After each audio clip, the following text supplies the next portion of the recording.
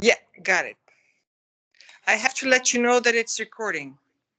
Skype tells Yes, me so. I think it's got a little green dot at the top right-hand part of the screen saying that, and it also is beeping now, so it looks like it is recording. It's recording. Yeah, great. So. All right, so you had a friend die, and then you had another friend die, as opposed to dying again. Yes, not dying again. That will be the day. Well, when we say again, that means that you're taking it personally. Yeah. Yeah, taking it personally. They died on you. Yeah, don't do that. Don't die on me. Mm-hmm.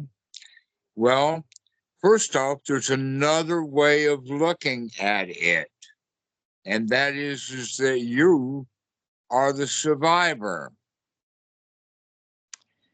Correct. You outlived them. Yeah. Reminds me of the old man. The first thing in the morning that he does is he opens the old-timey newspaper and looks at the obituaries. And he looks for two things. One, he looks for his own name and he doesn't find it there. And then he looks at the obituaries to see who he knows, to see who's died. And then the outcome of that of, ha ha, you're in the obituaries and I'm not. Yeah. Okay. There's also that with the old monks. That 1993 Bhikkhu Buddhadasa died, but in I think 2018 September, Goenka died, Vila died, Chula Dasa died, and every time the thought is, ha ha, I outlived you. Yeah, I get that, Dhammarato. But what about the friendship? I mean, those people are dear to me. I had nice times with When them. are We you had going to laugh. be dear to yourself? Sorry? When are you going to be dear to yourself?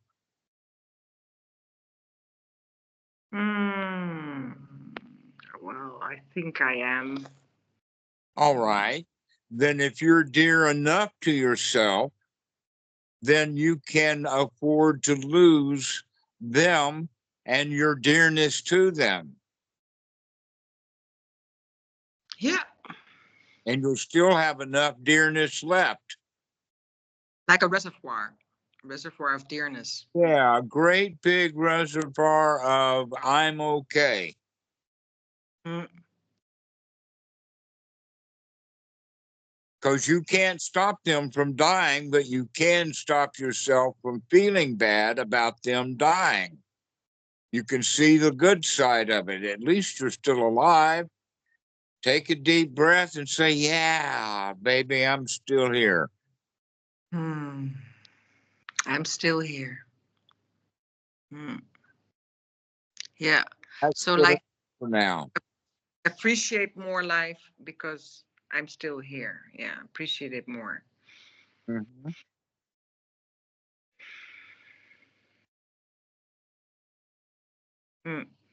Which is just the opposite of what happens with almost all people when they lose someone. It brings on the fear of their own death. Yeah, that makes me like anxiety because then I feel I'm in a hurry to get everything accomplished. And guess what? You don't have to be in a hurry anymore. You're an old lady now. Give it a break. There is nothing to be accomplished. Let's put it this way. You're not going to be famous and in the history books 300 years from now. You're just not going to do it. And guess what? The ones who do make it into the history book are because so many people hate them for them doing such a bad job. For instance, Trump will be in the books. Putin will be in the books. Yeah. Biden, I'm not sure he'll be in the books 300 years from now because he didn't screw up really bad.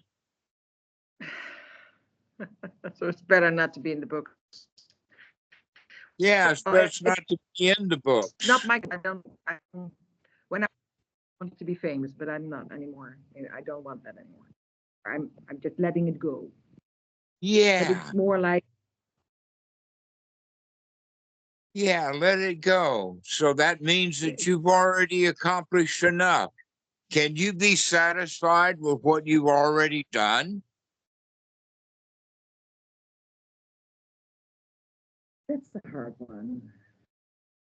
Yeah, that's the whole point is can you be satisfied at the end of life? Are you going to die bitterly and in anxiety and wanting more and more and more?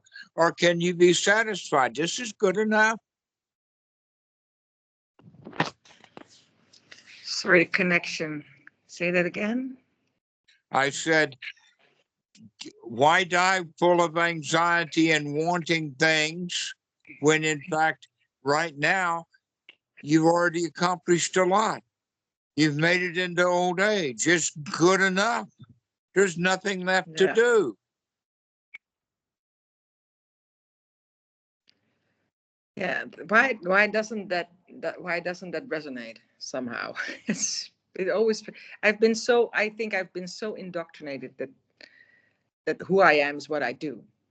Okay, so when you see that, recognize it. That's the whole point of recognizing that stuff is unwholesome. And just throw that out and say, hey, I'm good enough. I've accomplished enough. I've done enough. Yeah. The strange thing is what happens if of course, when I meditate and mind the breath and then say, okay, there's nothing to do, no worry in the world. I don't have to do anything. That sticks for a while. And then there's something like, but then I'm doing nothing. And and what now? Yeah, that's the whole point, is what a now this is. Instead of what now, that's looking into the future. Yeah. As if you haven't done enough. What now means I've got to do more. You don't need to have a what now. You can just enjoy. Yeah, still have to practice more. Do that, finally, you could have said, I could have had an enjoyable life when I was 30.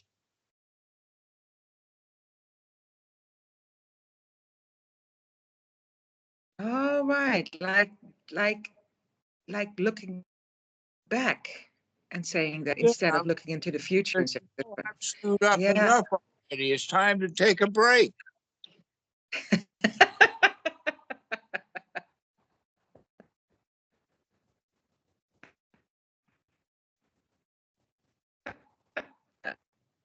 Look at everything I've done. I've done so much.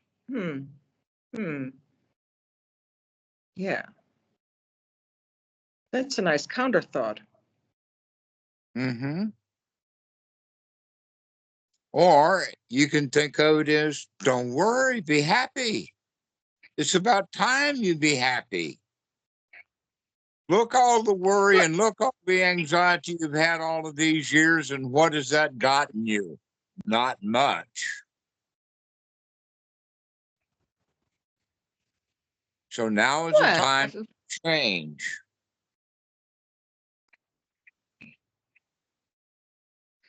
Yeah. The thing is, it's also brought me a lot. It's not that it didn't bring me anything, only anxiety. But the thing is, everything I create, there's so much responsibility.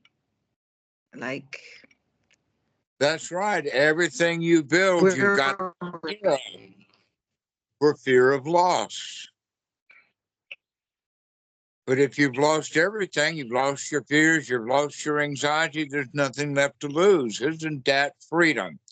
Freedom is just another word for nothing left to lose. And so when you lose it all, then you can really be free. Yeah. And then what about friendship? I mean, I think it's good to invest in friendship, but there's also a Yeah, responsibility. but a friendship is different than attaching to people to get them to make you feel good because you can't make yourself feel good. Yeah, okay. And that's why I mind so much when I lose them. Mm-hmm. Is because you relied upon them to make you feel good instead of you can feel good with or without them. And not only that, but at a higher level, it's your job to be not only friends with yourself and so friendly that now you can go out and make new friends and be the shoulder that they cry on. Yeah, I am once in a while. But isn't it like that also feels like a responsibility? But that's the whole point is that you're not responsible. How many, I mean, how long are you going to have wet shoulders? How wet can your shoulders get? Well, very wet. Yeah, they can get wet or they can stay dry. It's up to you.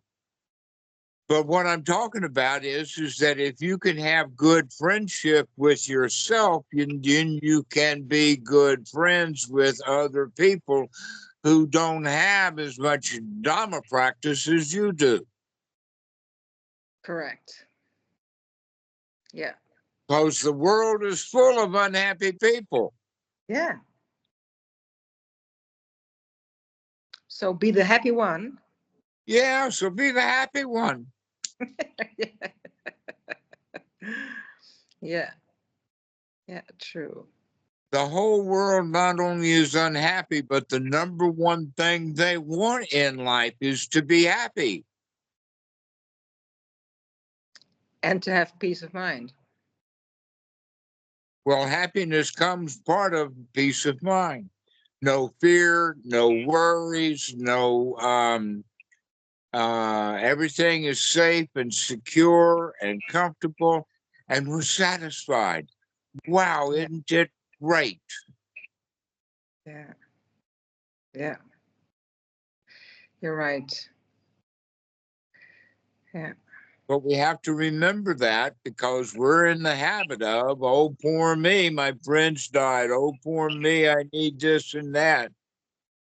Oh, It's poor more me, like I've got so much anxiety. I've got to get so much done. Well, if you get all of that stuff done, what are you going to have? More anxiety to get even more done? When is enough enough? Can we at least have come to the point that now is enough? yeah. Yeah. Yeah. But still it's like I don't need to save my friends. That's not my responsibility. They're not your responsibility. That's right. That each one of us has the responsibility to save ourselves. Yeah. That And when you know it's quite a human tragedy that Christianity came by and says, oh, you need a Jesus to save you. And so now everybody's out looking for a savior. We need to yeah, be taught that I can do it for myself. If you can do it for yourself and you know you can do it for yourself, then that also comes with the knowledge that everyone has to do that for themselves. You cannot save anybody. exactly. Yeah. All And you then can do is be friends while you watch them suffer. yeah, be friendly. But sometimes what happens is that people try, okay, in the basics, I'm quite a happy person. So uh, people like to hang out with me. That's fine. But sometimes it feels like they just, you know, they they do the trick around. They want me to be in their company all the time because then they feel good. Uh huh. Okay. How Isn't do I that deal with that? marvelous? is that you can cheer people up. Yeah, it sometimes feels like also like an obligation. I have to do that. No, you don't. But what do I tell them? I say, no, I don't want to see you. Well, you can say, this is not a good time. Why don't you go feel good by yourself? You can start with those Yeah, easy cliches. Like, don't worry, be happy. You don't need me. yeah, yeah. I could tell them, go watch a video of Dhammarato. Yeah, that's a good point. Yeah, yeah, yeah. I don't want to be. I don't want to be. I don't want to make them less or be rude or whatever. No, it's not that. It's not pointing out to the videos that it's rude, but it feels like they could feel rejected. Well, there's a difference between saying no and saying later. True. True. Yeah. And then there's sometimes like it doesn't feel it only feels like it matters when I'm with them. They cheer up. But the moment I'm gone, they start texting me again.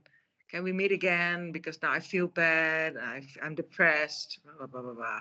I have so much problems.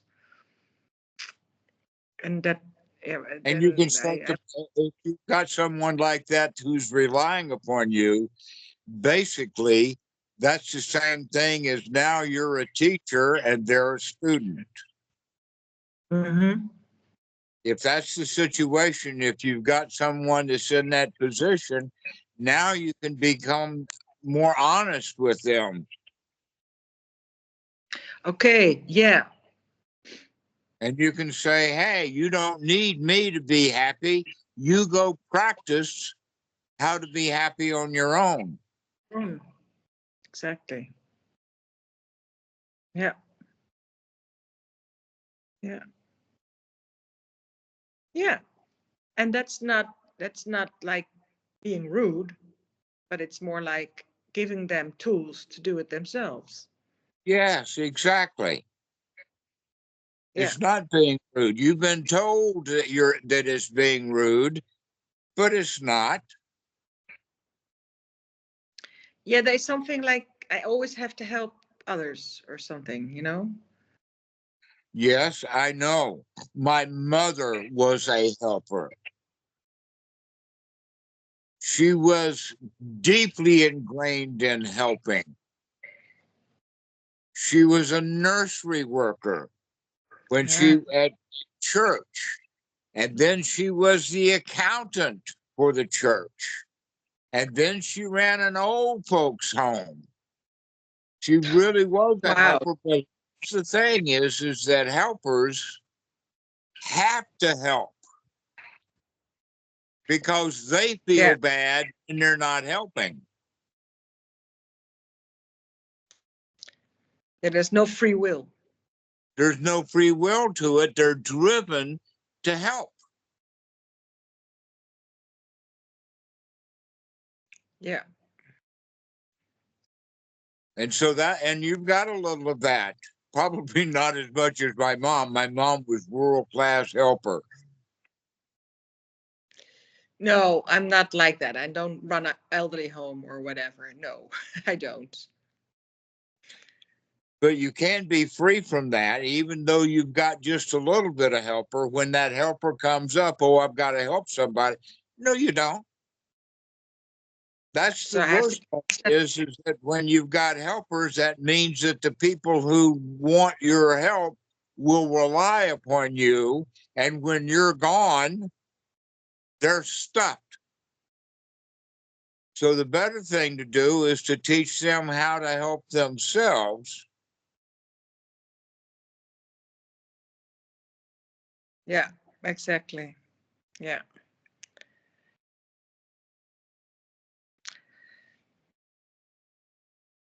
And we can start with that easy one. Don't worry, be happy. You don't need me to help you. You're already okay.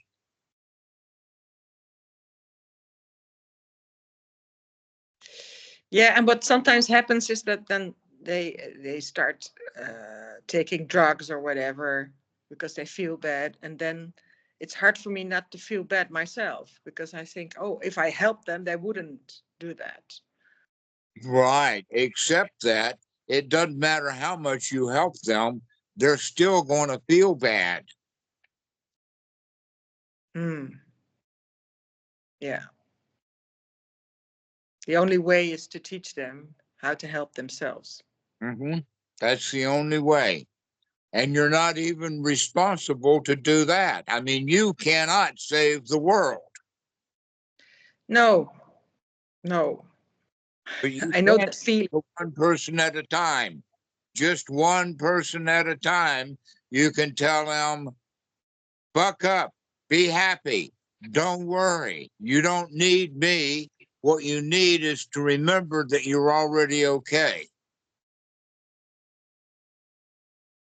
Yeah.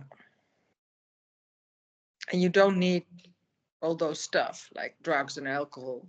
You don't need it. You're already okay. Right.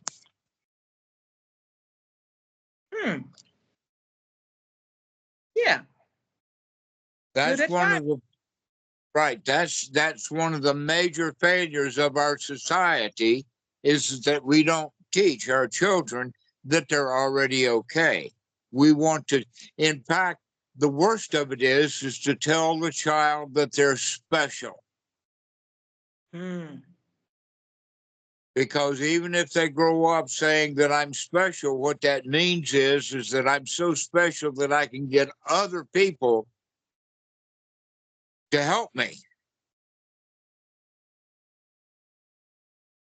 And yet they still, the ones who were special are the ones who feel bad because deep inside they don't believe they're special. Yeah. I made that mistake with my son, the oldest one. Yeah. Don't teach our children that they're special. Teach them that they're okay, all by themselves. Yeah. Yeah. That's better. And you're okay even if you don't help other people who are not okay. You're still okay. Thank you. I will remember that. Yeah. I don't need to accomplish anything. I don't need to achieve anything. I don't need to do anything with other people.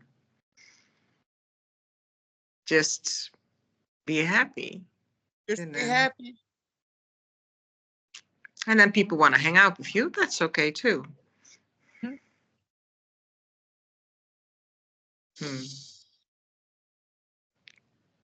Yeah. Thank you. You're welcome.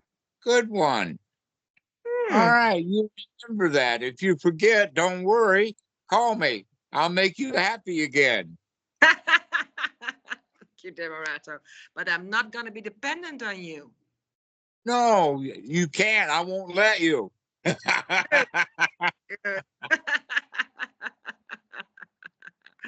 Oh, good. Nice. Yeah.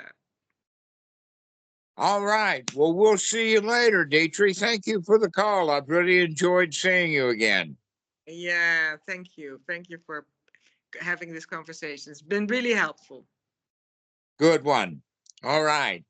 See ya. Bye-bye. Maybe on Sunday in the Sangha. Sunday in the Sangha. See you Sunday in the Sangha. I'll see you Sunday. That's it. Bye-bye. Okay, bye-bye.